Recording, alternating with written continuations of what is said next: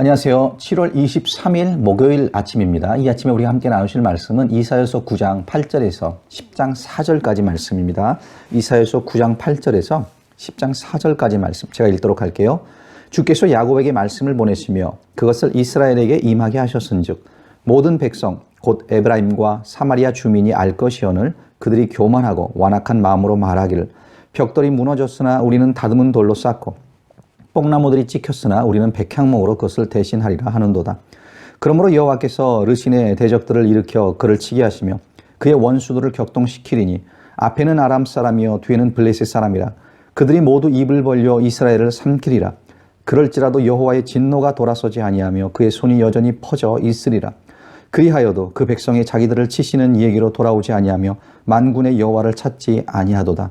그러므로 여호와께서 하루 사이에 이스라엘 중에서 머리와 꼬리와 종려나무 가지와 갈대를 끊으시리니 그 머리는 곧 장로와 존귀한 자요 그 꼬리는 곧 거짓말을 가르치는 선지자라. 백성을 인도하는 자가 그들을 미혹하니 인도를 받는 자들이 멸망을 당하는도다.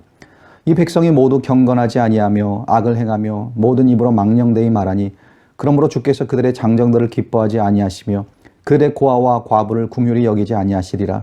그럴지라도 여호와의 진노가 돌아서지 아니하며 그의 손이 여전히 퍼져 있으리라.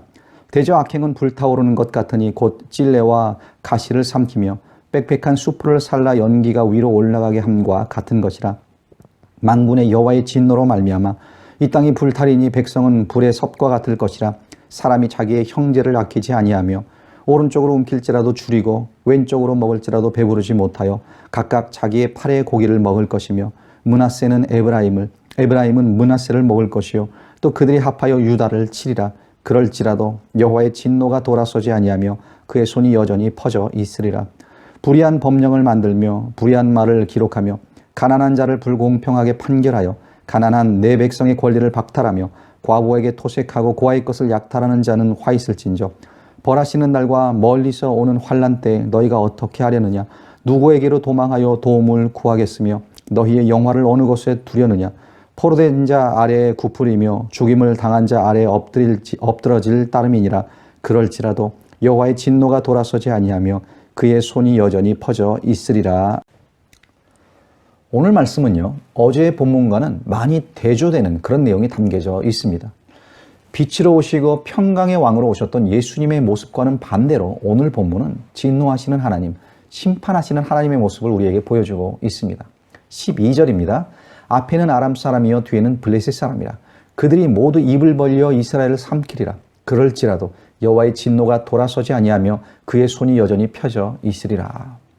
여기 보시면 이렇게 말씀하죠. 여호와의 진노가 돌아서지 아니하며 그의 손이 여전히 펴져 있으리라. 자, 이 똑같은 말씀이요 17절, 21절, 10장 4절에서 되풀이되고 있습니다. 이렇게 4번이나 하나님께서 그 진노를 돌이키시지 않는다라는 것을 반복해서 말씀하고 계세요. 하나님께서 왜 이렇게 진노하셨을까요? 무엇 때문에 그 심판을 돌이키시지 않으시겠다고까지 하는 걸까요?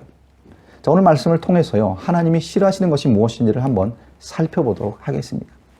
제일 먼저 하나님이 진노하신 이유는요, 바로 이스라엘의 교만하고 완악한 마음 때문입니다. 자, 9절인데요. 모든 백성 곧 에브라임과 사마리아 주민이 알 것이오늘 그들이 교만하고 완악한 마음으로 말하기를. 자, 여기서 말하는 에브라임과 사마리아는 북이스라엘을 가리키고 있습니다. 지금 그들의 죄를 고발하고 있는데 그들의 마음이 교만하고 완악했다라고 말씀하고 있습니다. 그러나 북이스라엘을 지금 지적하고 있다고 해서 남유다가 이 죄에서 자유로운 것은 아닙니다. 왜냐하면 남유다도요, 이 아수르 제국의 위협 앞에서 하나님을 의지하기보다는 애굽을 의지하고자 하는 그런 마음이 그들에게 있었습니다. 신앙을 위기로 극복하기보다는 자신의 계략과 자신의 의지를 따라 인간적인 방법으로 그들이 살고자 했던 거예요. 12절에서 말씀한 것처럼요, 앞에는 아람 사람이 쳐들어오고 뒤에는 블레셋 사람들이 버티고 있는데 하나님께서 당신의 백성에게 그런 고난을 허락하셨는데 왜 그런 고난을 허락하셨습니까? 겸손하라고, 낮아지라고, 그리고 하나님께 돌아오라고 그렇게 하신 건데, 자, 이 백성들은 지금 어떻게 반응을 하고 있어요? 13절에 보시면 그리하여도 그 백성이 자기들을 치시는 이에게로 돌아오지 아니하며 만군의 여호와를 찾지 아니하도다. 도무지 하나님께로 돌아오질 않습니다. 만군의 여호와를 찾지 않는다는 거예요. 그렇습니다. 교만한 마음, 완악한 마음, 이 두 마음이 서로 다른 것 같지만요, 사실 한 동전의 양면과 같습니다. 교만한 자가 완악하고요, 완악한 자가 교만합니다. 그렇게 마음이 굳어지고 교만한 사람은요, 절대로 하나님을 찾지 않습니다. 그래서 잠언 16장 18절에도 보시면 교만은 패망의 선봉이요 거만한 마음은 넘어짐의 앞잡이니라 라고 말씀하잖아요. 또 10절을 한번 보세요. 벽돌이 무너졌으나 우리는 다듬은 돌로 쌓고 뽕나무들이 찍혔으나 우리는 백향목으로 그것을 대신하리라 하는도다. 벽돌이 무너졌으면 회개하고 하나님께로 돌아와야 하는데 어떻게 합니까? 그들이 내가 다듬은 돌로 계속 내 성을 쌓겠다고 고집을 부립니다. 뽕나무들이 찍혔습니다. 그럼 두 손 들고 주님을 의지해야 하는데 아니 이번에는 백향목으로 또다시 시도해 보겠다고 고집을 부린다라는 거예요. 하나님의 징계를 가볍게 여깁니다. 하나님이 저들을 부르고 계신데 이 백성들이 그것을 깨닫지 못하고 있습니다. 그리고 자신들의 힘으로 다시 일어서겠다고 발악을 합니다. 왜요? 그 마음이 교만하고 완악하기 때문에. 그들을 부르다 지치신 하나님께서요, 더 이상 이제 기회를 주지 않으십니다. 여호와의 진노가 돌아서지 아니하며 주님의 심판의 손이 여전히 그들 위에 펴져 있다는 거예요. 여러분, 여러분의 삶을 지키시는 분이 누구십니까? 여러분의 가정, 사업, 인생을 세우시는 분이 누구십니까? 내 인생이 내 마음대로 되어지지 않는다는 것을 빨리 깨닫는 것만큼 우리는 하나님께로 돌아오게 되어 있습니다. 하나님이 그것을 바라세요. 그것이 바로 겸손입니다. 그래서 시편 147편 6절에 보면 이렇게 말씀을 합니다. 여호와께서 겸손한 자들은 붙드시고 악인들은 땅에 엎드러 들이시는도다. 겸손한 자를 주님이 붙드세요. 겸손한 자는 하나님의 인생의 주인 되심을 믿고 인정한 자입니다. 모든 주권을 주님께 내어드리고 겸손히 말씀에 순종하며 사는 사람이에요. 여러분 기억하십시오. 우리 인생의 최고의 대적은요, 바로 나 자신입니다. 나의 교만이 걸림돌이 되고 나의 완악함이 장애물이 된다라는 거예요. 그래서 하나님께 나아가지 못하게 한다는 겁니다.